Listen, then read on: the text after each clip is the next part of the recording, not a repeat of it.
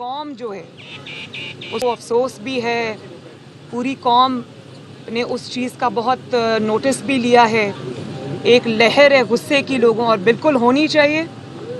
تو سب سے پہلے تو میں پرائم منسٹر آف پاکستان اور حکومت پاکستان سے یہ اپیل کروں گی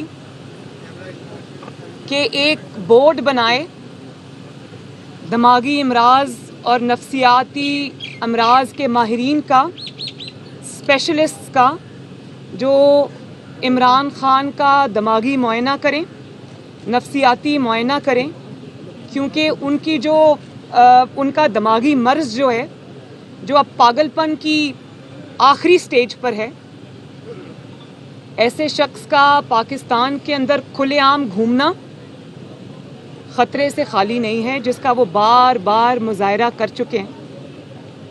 میں نے اقتدار کی خاطر کسی بھی شخص کو کبھی اتنا ڈیسپریٹ ہوتے نہیں دیکھا جتنی ڈیسپریشن کا شکار یہ شخص ہے، اور وہ اس اقتدار کے چلے جانے پر اتنا ہوش و حواس کھو بیٹھا ہے، جو اقتدار اس کا کبھی تھا ہی نہیں۔ اس کرسی کے چلے جانے پر وہ اتنا دل گرفتہ ہے، اس کے دل و دماغ پر اتنی گہری چوٹ لگی ہے، جو کرسی اس کی کبھی تھی نہیں، جو مینڈیٹ اس کا کبھی تھا ہی نہیں۔ وہ مینڈیٹ اس نے جو عوام سے چھینا تھا، وہی مینڈیٹ، اور اس نے غیر آئینی اور غیر قانونی اور غیر سیاسی طریقے سے وہ مینڈیٹ عوام سے چھینا تھا۔ تو آج وہی مینڈیٹ عوام نے آئینی طریقے سے اس سے واپس چھین لیا ہے۔ تو جس مینڈیٹ کا وہ سوگ منا رہے ہیں، جس کرسی کے سوگ میں وہ ہلکان ہوئے جا رہے ہیں، جس اقتدار کے کھو جانے پر وہ اپنی سدھ بدھ کھو بیٹھے ہیں، وہ اقتدار، وہ کرسی، وہ مینڈیٹ ان کا کبھی تھا ہی نہیں، وہ چھینا ہوا مینڈیٹ تھا، وہ جعلی مینڈیٹ تھا۔ اور یہ پہلا شخص ہے جو اقتدار کے پہلے 30 دنوں میں بری طرح ناکام ہوا، اور اقتدار سے نکل جانے کے بعد، اپوزیشن میں آنے کے بعد بھی یہ پہلا شخص ہے جو بری طرح 30 دن میں بے نقاب ہوا اور ناکام ہوا۔ اور اس ناکامی کا جو بدلہ ہے، آج وہ ریاست پاکستان سے لینے پر تلا بیٹھا ہے۔ اس ناکامی کا ملبہ وہ آج ہمارے ملک، میرے ملک، آپ کے ملک پاکستان پر ڈالنے کو تیار ہے۔ سب سے پہلے اس نے کہا کہ یہ ملک 3 ٹکڑے میں، خدا نخواستہ 3 ٹکڑوں میں بٹ جائے گا۔ تو میں یہ سوال کرنا چاہتی ہوں کہ کبھی آپ یہ سٹیٹمنٹ دیتے ہیں کہ کشمیر کے 3 حصے ہونے چاہیے، کبھی آپ یہ کہتے ہیں، آپ کے منہ میں خاک کہ آپ یہ کہتے ہیں کہ اس ملک کے اللہ نہ کرے میرے ملک کے پاکستان کے 3 ٹکڑے ہو جائیں گے۔ تو پہلے تو میں آپ سے یہ پوچھتی ہوں کہ یہ جو 3 ٹکڑوں والا تھیوری آپ لے کر پھر رہے ہیں، یہ آپ کو کس نے دی ہے؟ یہ کس کا ایجنڈا ہے؟ کیا یہ زیک گولڈ سمتھ کا ایجنڈا ہے، یا جس ملک سے وہ بلانگ کرتا ہے، اسرائیل، یہ اس کا ایجنڈا ہے؟ آج میں یہ کہنے پہ مجبور ہو گئی، میں سازشی تھیوریز پہ بلیو نہیں کرتی، لیکن پہلے کشمیر کے 3 ٹکڑوں کا ایک شوشہ چھوڑا، اور آج کہہ رہے ہیں کہ خدا نخواستہ پاکستان کے 3 ٹکڑے ہو جائیں گے۔ آپ کو یہ بھی پتہ ہے کہ پاکستان کو کتنی قربانیاں دے کر لوگوں نے آزاد کرایا تھا؟ آج آپ نے ان سب قربانیوں کی توہین کی ہے۔ اللہ نہ کرے کہ پاکستان کا کبھی کوئی ذرا سا بھی نقصان ہو، انشاءاللہ نہیں ہوگا، لیکن انشاءاللہ تعالیٰ اس بات کرنے والے کو، پاکستان کے 3 ٹکڑے کرنے کا خواب دیکھنے والوں کے، جماعت کے نہ صرف 3 ٹکڑے ہوں گے، بلکہ اس کی سیاست کے، اس کی جماعت کے 300 ٹکڑے ہوں گے انشاءاللہ تعالیٰ۔ دیکھیں، بڑی گہری بات ہے یہ کہ پاکستان میں سیاستدانوں نے کیا کچھ نہیں سہا، کیا کیا قربانیاں انہوں نے نہیں دیں۔ سب سے پہلے نواز شریف صاحب کی مثال آپ لے لیں، 3 دفعہ نواز شریف صاحب اقتدار سے نکالے گئے۔ ایک دفعہ تو ابھی جو لاسٹ ٹائم ہے وہ پوری دنیا کو یاد ہے، ایک ایکسپائرڈ اقامے پر نکالے گئے اقتدار سے۔ انہوں نے 2 دفعہ جلا وطنی برداشت کی، ایک جلا وطنی جو سعودی عرب میں تھی جب مشرف تھا، اور دوسری جلا وطنی جو اب ہیں وہ ان کو اپنے وطن سے دور ہے، وہ ابھی بھی عمر قید کی سزائیں سنی، جو اٹک قلعہ ہے اس کے زندانوں میں ان کو پھینکا گیا،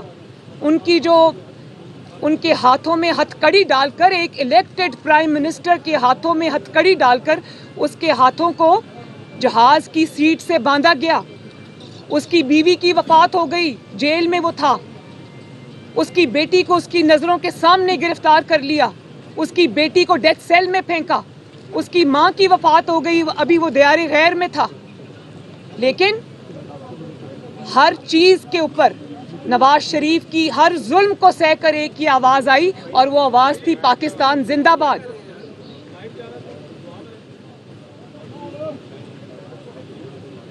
پیپلز پارٹی پہ آپ آ جائیں، ذوالفقار علی بھٹو شہید ہوئے، بے نظیر بھٹو اپنی جان سے گئیں، ان کی شہادت ہوئی، لیکن کیا آواز آئی؟ پاکستان کھپے۔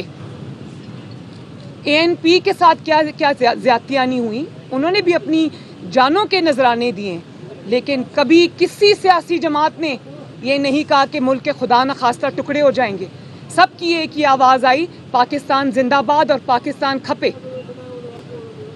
کی منطق کیا ہے کہ میرا اقتدار ہو تو پاکستان زندہ باد، میرا اقتدار نہ ہو تو خدا نخواستہ پاکستان کے 3 ٹکڑے ہو جائیں، میرا اقتدار ہو تو پاکستان کھپے، میرا اقتدار نہ ہو تو خدا نخواستہ پاکستان نہ کھپے۔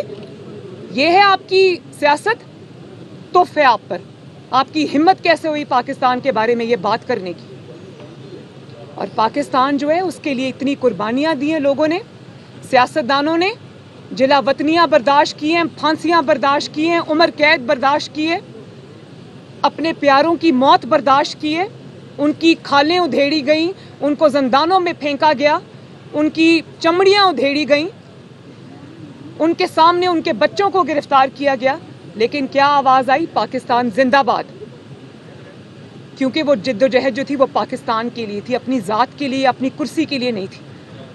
اور ابھی تو عمران خان صاحب کو تو ہاتھ ہی نہیں لگے، وہ پرائم منسٹر ہاؤس سے سیدھا اپنا سامان اٹھا کر بنی گالا پہنچ گئے، ان کو تو کسی نے کچھ کہا ہی نہیں ہے۔ اور ابھی جس کو اپنے آپ کو جو انقلابی لیڈر، جہادی لیڈر کہہ رہا تھا، وہ اب ضمانتی لیڈر ہے۔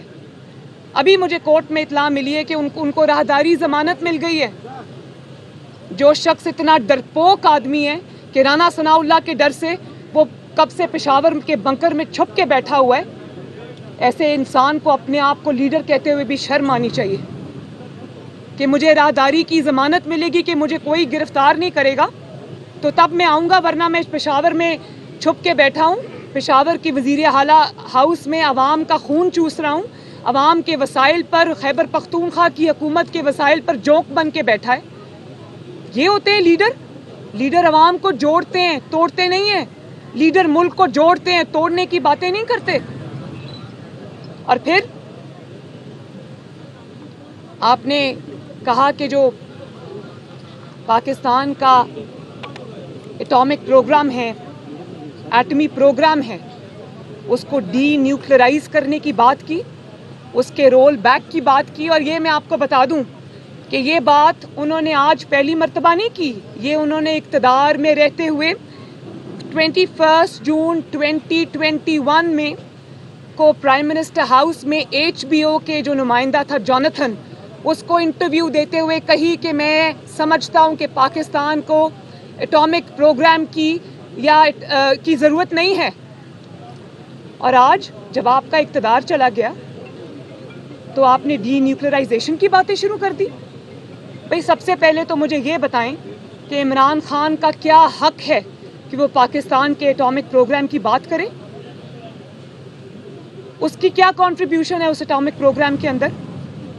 جب وہ ایٹامک پروگرام کا، پاکستان کو ایٹمی طاقت بنانے کا خواب ذوالفقار علی بھٹو نے دیکھا تھا، جب انہوں نے وہ ارادہ کیا تو عمران خان بیرون ملک عیاشی کر رہا تھا۔ اور اس کے بعد جب نواز شریف نے 98 میں وہ دھماکے کیے اور پاکستان کو رہتی دنیا تک اللہ تعالیٰ کے فضل و کرم سے ایٹامک پاور بنا دیا، ایٹمی طاقت بنا دیا، تو تب بھی عمران خان بیرون ملک عیاشی کر رہا تھا۔ اچانک ایک دن سو کے اٹھے ہوں گے برطانیہ میں تو پتہ چلا ہوگا کہ پاکستان جو ہے وہ ایٹمی طاقت بن گیا ہے. آپ کو کس نے حق دیا ہے کہ جس ایٹمی پاکستان کے لیے سیاستدانوں نے قربانی دی, ذوالفقار علی بھٹو نے قربانی دی, اس کی قیمت سیاسی چکائی, نواز شریف نے قربانی دی, اس کی سیاسی قیمت چکائی, اور اس کے بعد افواج پاکستان نے قربانیاں دیں, پاکستان کے سائنٹسٹ نے قربانیاں دیں. آپ کو کس نے حق دیا ہے کہ آپ اس اٹامک پروگرام کے بارے میں آج زبان بھی کھولیں, اپنی گندی زبان سے پاکستان کا اور اٹامک پروگرام کا نام بھی لیں؟ اور پھر کہا کہ فوج صحیح فیصلے کرے ورنہ خدا نخواستہ پاکستان کی فوج تباہ ہو جائے گی. آپ کی ہمت کیسے ہوئی یہ بات کرنے کی؟ ہم نے بھی افواج پاکستان پہ تنقید کی ہے, لیکن صرف تنقید مثبت کی ہے, اس لیے کی ہے کہ اگر کوئی لائن کراس ہو رہی تھی تو اس کی نشاندہی کی ہے تاکہ ان پر انگلیاں نہ اٹھیں.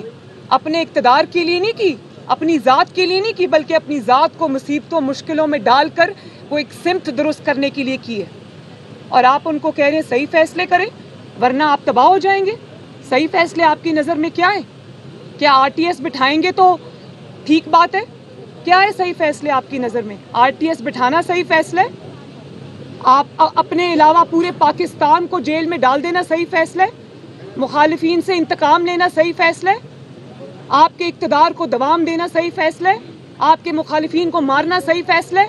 آپ اکانومی کی, پاکستان کی معیشت کی, غریبوں کی, ہر چیز کی آپ تباہی کریں, اس پہ خاموشی اختیار کرنا صحیح فیصلہ ہے؟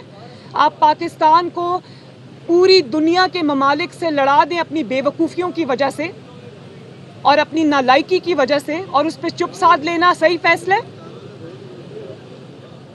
یا اگلے الیکشن کی جو آپ دھاندلی کا پروگرام بنا رہے تھے اور اس پہ جو آپ نے ادارے پہ جو خطرناک حملے کیے اس پہ چپ سادھ لینا صحیح فیصلہ ہے؟ اور وہ آئین کا ساتھ دے رہے ہیں تو وہ غلط فیصلہ ہے, عمران خان کا ساتھ دیں تو وہ صحیح فیصلہ ہے؟ جو سپہ سالار ہے پاکستان کی فوج کا, وہ جب آپ کی حکومت میں آپ کے ساتھ کھڑے تھے تو تب وہ عظیم سپہ سالار تھے, اور آج وہ آپ کے ساتھ نہیں کھڑے کیونکہ آپ نے جو تباہی پاکستان کی ہے اس کا بوجھ انہوں نے اپنے سر سے اتار پھینکا. اور اگر ملک کی خاطر وہ آئین پاکستان کے ساتھ کھڑے تو آج وہ میر جعفر اور میر صادق ہو گئے.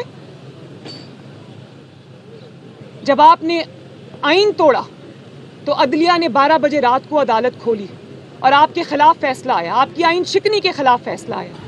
اس وقت بنی سیدھی مال گاڑی چلتی تھی نا, اس کے بند ہونے کی تکلیف ہے آج عمران خان کو, کہ وہ جو مفت کی پیسہ لگا ہوا تھا وہ بند ہو گیا. آج اقتدار جانے کی تکلیف ہے آپ کو. تو یہ جو لمبے پریسز آپ کرتے ہیں, پریس کانفرنسز کرتے ہیں, تقریریں کرتے ہیں جس میں عوام کے اچانک مسائل آپ کو یاد آ گئے, ان کی نشاندہی کرتے ہیں, تو اس کی آخر میں یہ بھی بتایا کریں لوگوں کو کہ ان تمام مسائل کا جو جڑ ہے اس کا نام ہے عمران خان. یہ تمام مسائل جن کا آج میں ذکر کر رہا ہوں ان سب کا ذمہ دار ہے عمران خان, وہ بھی بتایا کرے ذرا لوگوں کو. تو میں میڈیا سے یہ گزارش کرتی ہوں کہ یہ اب اسٹیبلش اگر چیز ہو گئی ہے کہ یہ شخص فتنہ چاہتا ہے, شر پھیلانا چاہتا ہے, اگر یہ شخص فساد چاہتا ہے, انتشار چاہتا ہے, اس کے اپنے بچے تو باہر بیٹھے ہوئے ہیں, لوگوں کے بچے مروا رہے ہیں, اپنے بچے باہر بیٹھے ہوئے ہیں.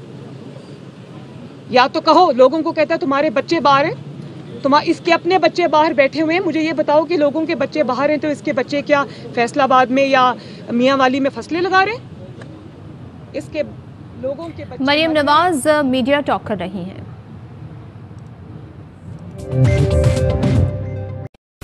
اہم ترین خبریں اب ایک کلک کی دوری پر. آپ کے پسندیدہ ٹاک شوز ہوں یا اہم ملکی یا غیر ملکی شخصیات کی نیوز کانفرنسز, ہر لمحہ باخبر رہنے کے لیے سبسکرائب کریں ہمارا یوٹیوب چینل. موسم کی صورتحال ہو یا کھیل کے میدان سے خبریں, اپنے موبائل فون سے ملکی اور بین الاقوامی اہم خبروں تک رسائی کے لیے ڈاؤن لوڈ کیجیے موبائل ایپ.